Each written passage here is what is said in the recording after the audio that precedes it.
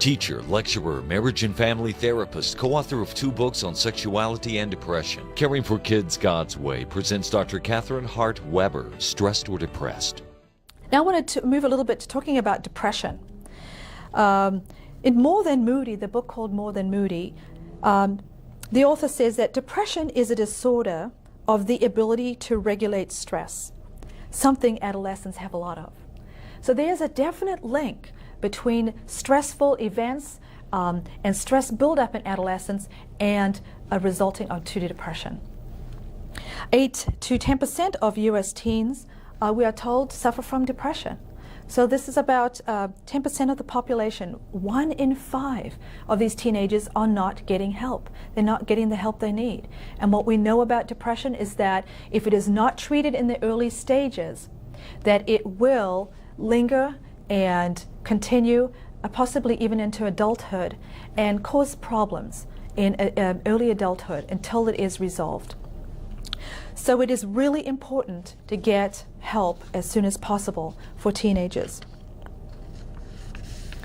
Now, just a couple things I want to mention about depression. One is that depression has a bit of a stigma to it.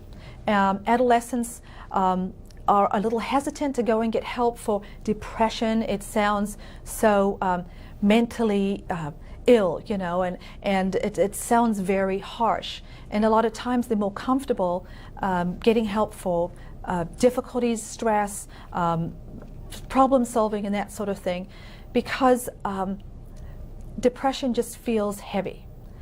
And so does antidepressants. Antidepressants has a bit of a stigma to it too. And I think sometimes in the Christian community, there's been, we haven't been kind to one another. We haven't been understanding, especially of teens and some of the things they go through, because it can look so, and their behavior can look so harsh, and it can look so frightening. But we need to understand that depression is something we were created for the capacity for. We were created for the ability in our bodies to grieve, to move through difficult situations. And so it's really important for us to try and help normalize, to be kind to teenagers, to be a safe place for them so they know they can come and get help, a place where they can talk and be listened to.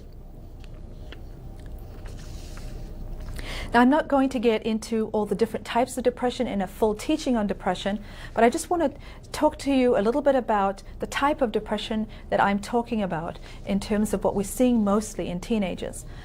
We're primarily seeing a clinical depression that is the result of difficult life events. There is a depression such as bipolar, which is biological, and although we are seeing cases of that, sometimes it is being a little overdiagnosed. A teenager seems to go in a manic swing, and they seem to be up one day and then down the next. Oh, that's bipolar. Well, I just want to caution you a little bit to that, because it might not be. And oftentimes, even if an adolescent has been using substances and nobody knows about that, and they seem high one day and then totally down, well, it could be because they're using drugs or alcohol, and it's putting them on that roller coaster.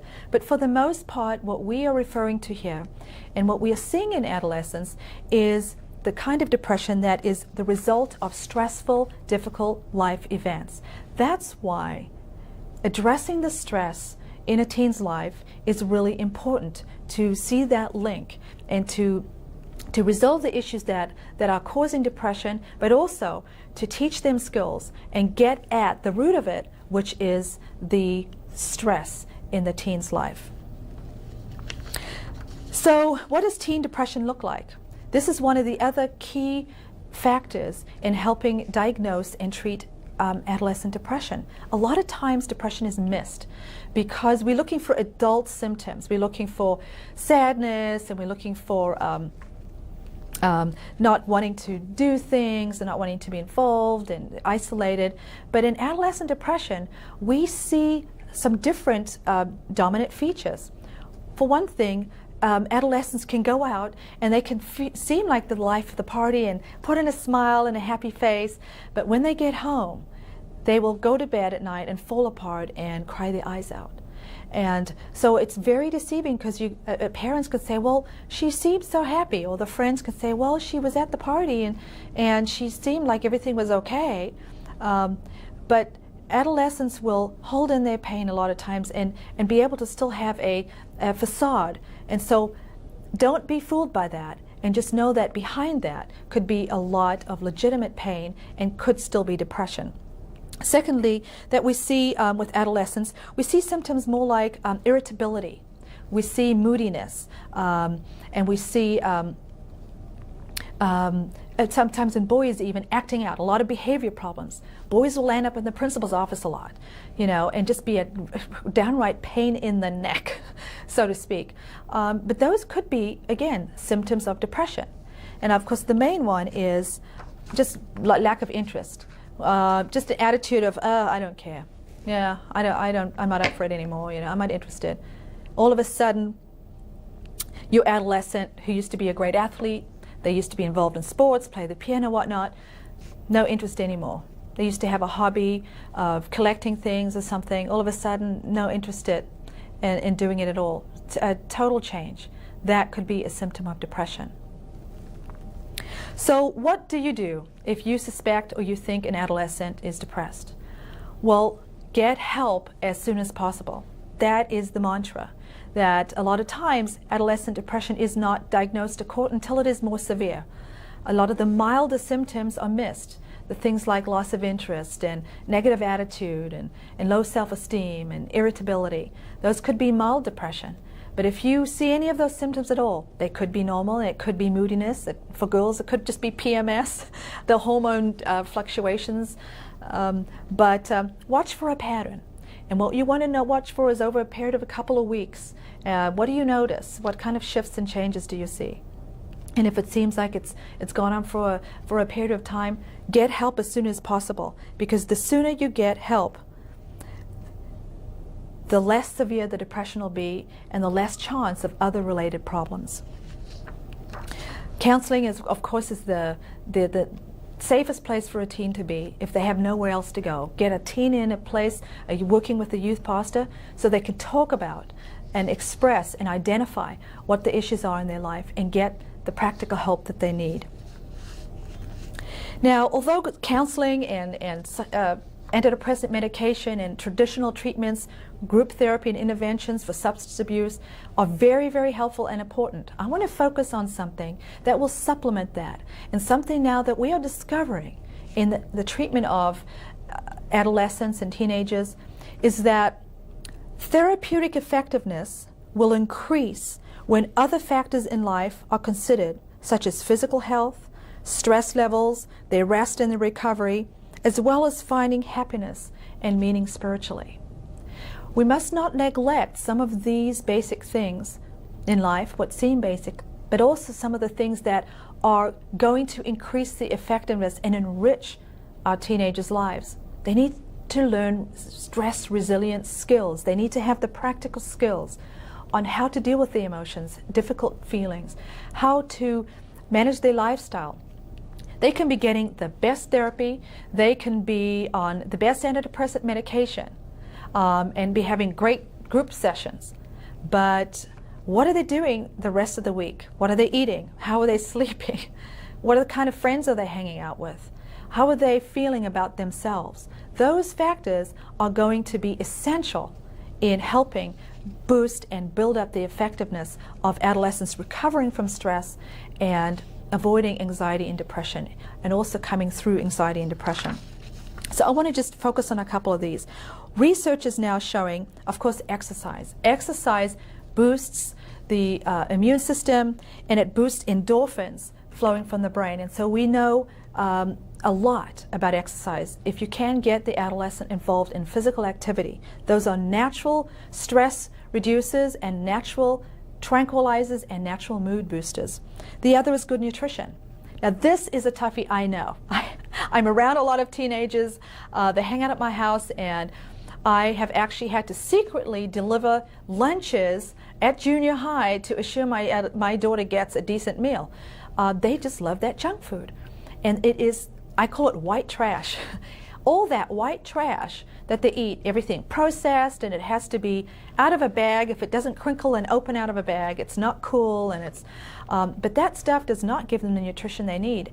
And when teens are depressed, they very often are deficient in vitamin B's, omega-3 fatty acids, and in calcium and magnesium and a lot of other nutrients. And so trying to sneak in as much as you can on the nutrition, give them a supplement, see if they can get a good healthy multivitamin and mineral supplement, because their body will need that to recover and refuel and heal from stress, anxiety, and depression. The other thing we've talked on, they need sleep, rest, and recuperation time, recovery, very, very essential. The other is they need hope and optimism. They need people in their lives who are hope givers. A lot of this generation are saying, show me the hope. Show me what is going to work.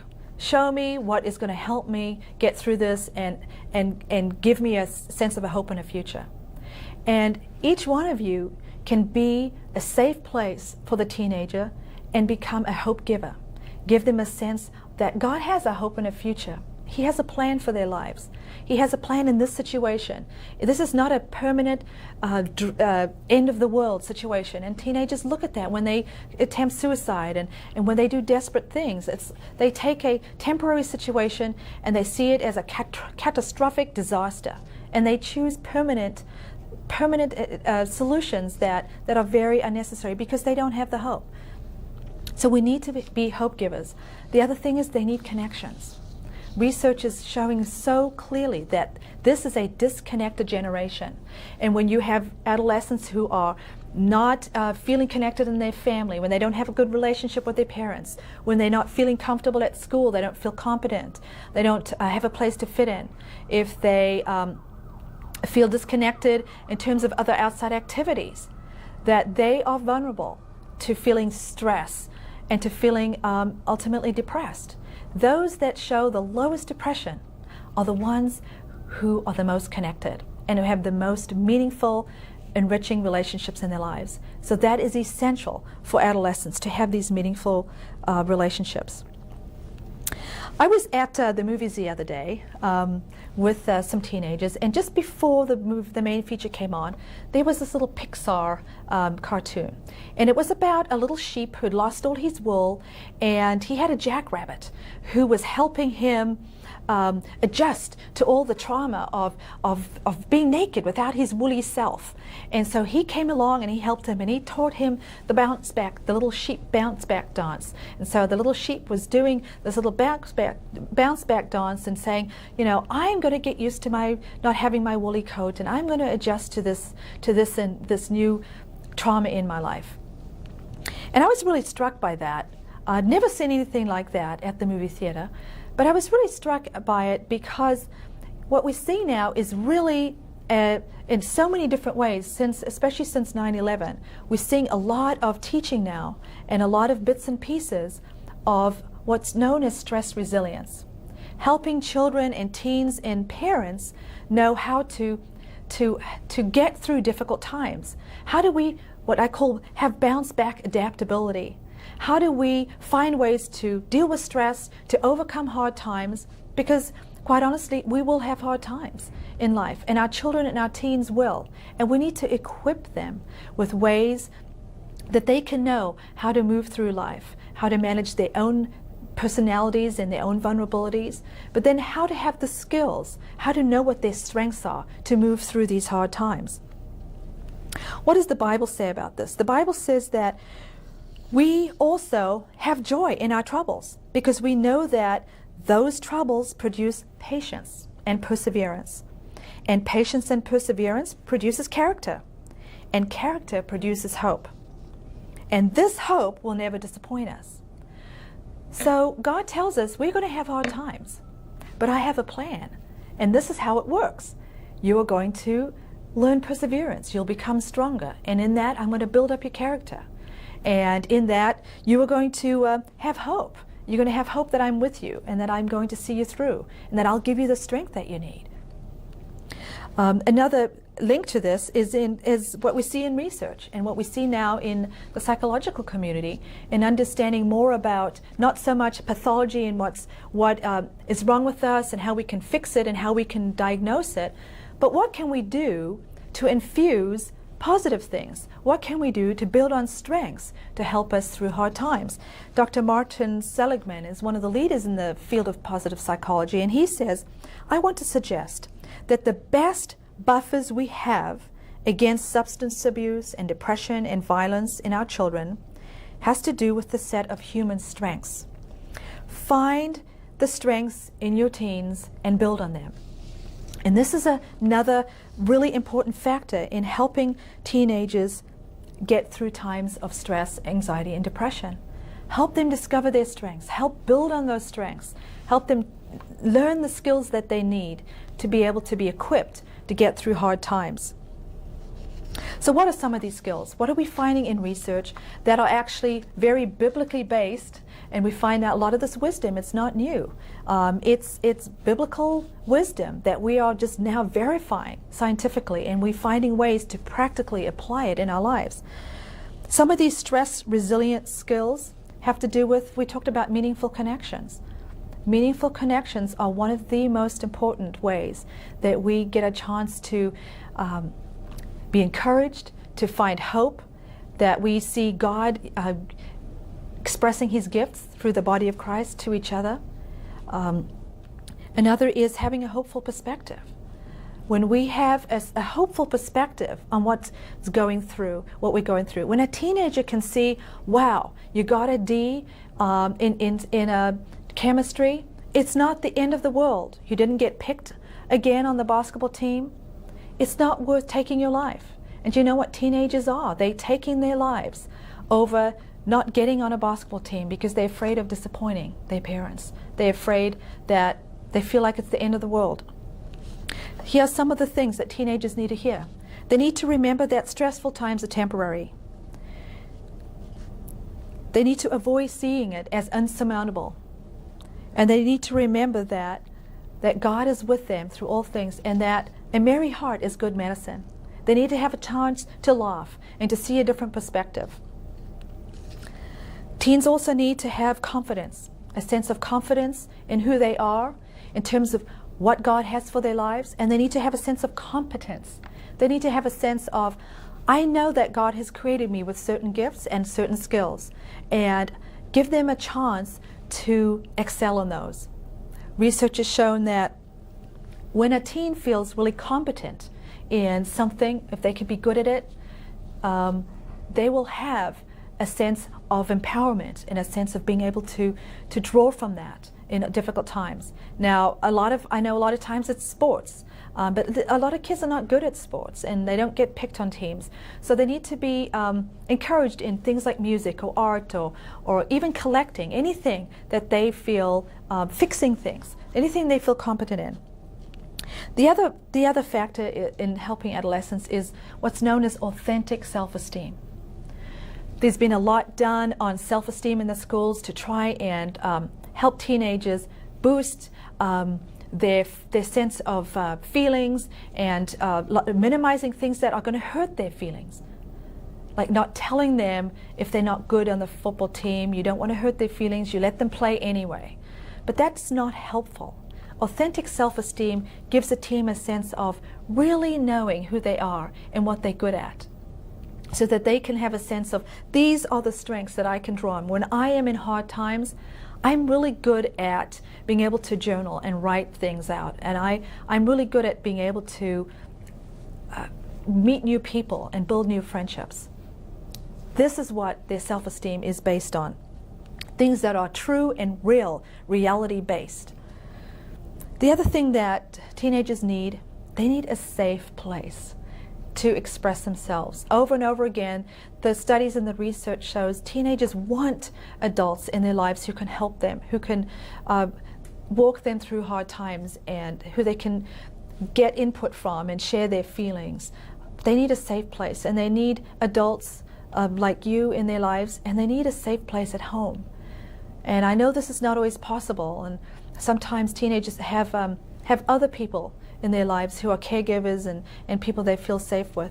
But if possible, try and work on a safe place at home. They need at least their bedroom to be a hassle-free zone, that they can have one place they go to that is safe for them, and then people, adults, that they can share and trust and feel that they are going to be unconditionally loved and accepted. This leads to another important factor, and that is the parents in a teen's life. And research is showing very clearly that the relationship and the attachment bond that parents have with teenagers makes a big difference in helping them get through hard times.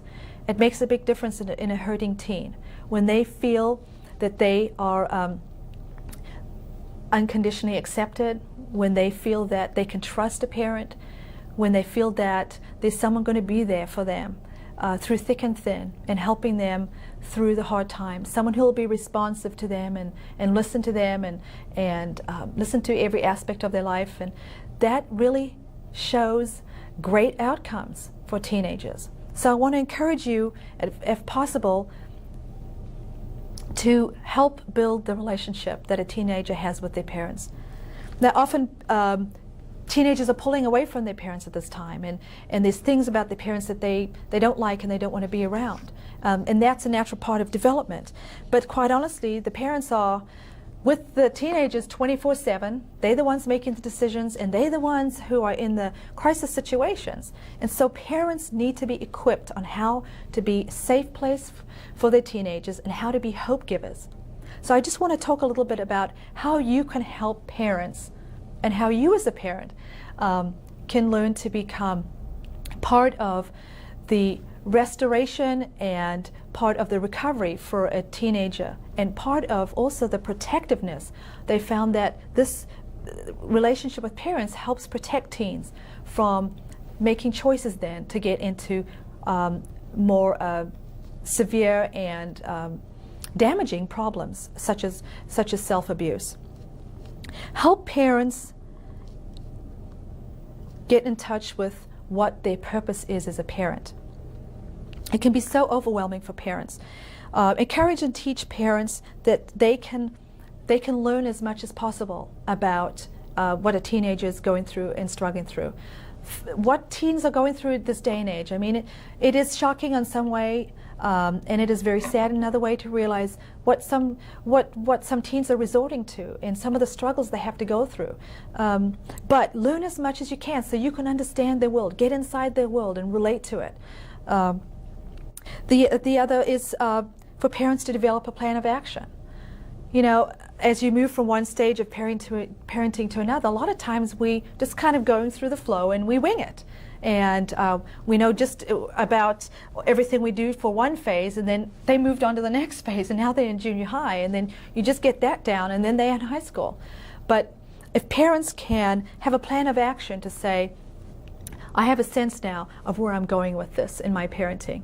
And for parents to know what their role is. A lot of times we just, the chauffeur and the cook and the activity planner, but I want to suggest that parenting an adolescent is about home-based pastoral care. A lot of times we are really doing pastoral care with teens. We are shepherding their hearts, and we are servant leaders. And so having a shift and realizing your role with parents as a parent with a teen is very, very important. Because then you're not focused just on, I'm a disciplinarian, I'm just basically the police squad keeping on top of everything. It's much more than that, and it helps parents to have that sense of perspective and focus. I expand a lot more on this in the book, Stressed or Depressed, but I just want to briefly mention these here. In the book, Sacred Parenting, Gary Thomas says that the process of parenting is one of the most spiritually formative journeys a man or woman can ever undertake. And if you've been a parent of a teenager, or if you've seen what some families go through, you know that is really, really true. Parents will be stretched very, very much in their own personal character and in terms of their parenting skills. And I want to mention to you just briefly in terms of parenting skills, that there's one style of parenting that has been found to be the most effective in helping hurting teens, and that is authoritative parenting. Now, authoritative parenting is compared with permissive parenting and authoritarian parenting. Permissive parenting is probably just too lax, and when your teens get older, you want to be a little bit more permissive. But if you start being permissive too soon, they don't have enough boundaries, and everything goes. And teenagers need to have boundaries. On the other hand, authoritarian parenting can be too rigid and controlling.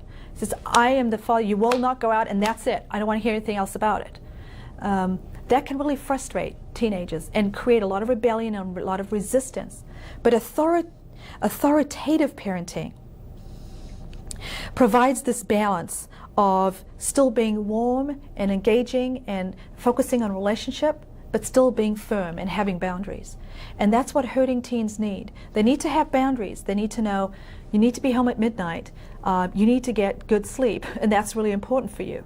But on the other hand, when they do come home, you need to be maybe sitting up and being willing to talk with them. Say, hey, I just want to talk to you about tonight. And then being in relationship and sharing with them. The other aspect of parenting that's helpful for parents is to give them a perspective of parenting from the heart of God. That's one model of parenting that's been proven to be effective, but the other is God our Father as a parent. He has modeled to us how He parents us and how we should parent our teens and our children. And that is very helpful for parents to learn and to get a glimpse of. Relate to your teen out of the grace that God relates to us, as opposed to just always being on the edge, reacting to every situation and trying to keep on top of the behaviors. Parent from the heart of God. Another approach that is helpful is parent from the heart to the heart. God goes for the heart. He goes for our hearts. And it can be so hard with stressed and hurting teens because their behavior can become such a distraction that we feel like we are just policing and monitoring most of the time. But God says He looks on our hearts. And so the relationship and the connection between teenagers is really, really important. Another perspective to help parents with is for them to parent as unto the Lord. A lot of times parents feel that their children are an extension of them and that their kids need to look successful to reflect their success as a parent. They need to have the kind of childhood that they never got to have, and their children need to live that out. And it's devastating when parents find their teenagers struggling or having experienced a very stressful situation or struggling with anxiety and depression. Because parents need to be remembered that it's not about them, and it's not even so much about their teens. It's about parenting as unto the Lord. That we do it because God has given us the assignment to love and to shepherd these children and these teenagers. And our role is to bring them to adulthood, to release them into adulthood as healthy as they can, having had as much love and support. So parents need help. And sometimes they need to be in counseling and to sort through some of that. Teenagers can trigger in them things from their own childhood and things from their development that they will put on their own children. And that will hinder the adolescents getting what they need from their parents.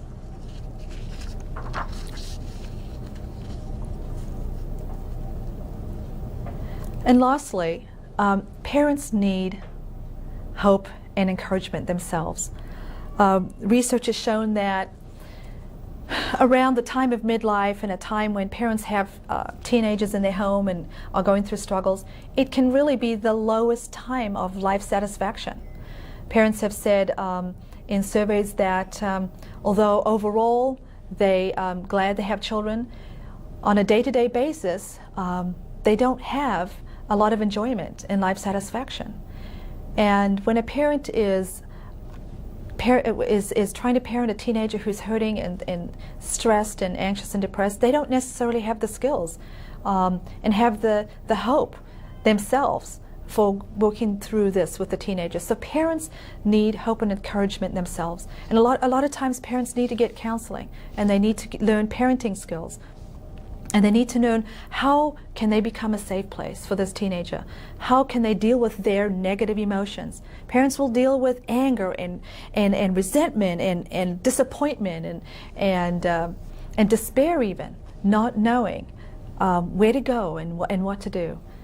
So parents need a safe place as well, where they can learn some of the skills, learn some of the parenting skills, and learn ways that they can create an environment that they're modeling how to deal with difficult emotions, how to get through difficult things in life, and how to see God's perspective in redeeming every situation in our life, and how to move into adulthood in a healthy and hopeful way. So I want to encourage you, as you are working with adolescents and helping them be equipped, remember to work with the parents as well, and remember some of the needs that parents have themselves in dealing with their reactions and difficulties, because they can become vulnerable to stress, anxiety, and depression themselves. When I was writing this book, someone asked me, what book are you writing and what's the title? And I said, it's a book on parenting teens called Stressed or Depressed. And this woman said, what a great title, because that's just how parents feel when they're parenting hurting teens. So parents need to also be aware of their vulnerability for stress, anxiety, and depression. Can any good come out of any of this? Sure it is.